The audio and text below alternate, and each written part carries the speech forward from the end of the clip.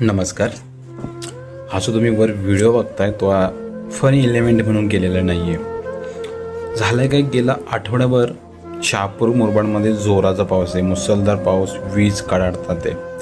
ह्यामुळे आमची जी भात शेती आहे त्याचं खूप नुकसान झालं आहे. खूप नुकसान म्हणजे 100%चं नुकसान झालेलं आहे.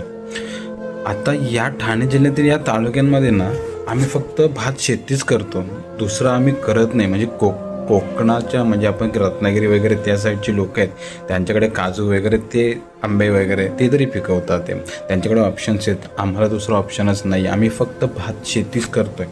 इथे फक्त भात शेतीवर इकडचं सगळं जीवनमान चालू आहे. आणि ह्या पावसाने यावेळेला 100% नुकसान केलं आहे, तुम्ही पाहू शकता व्हिडिओमध्ये.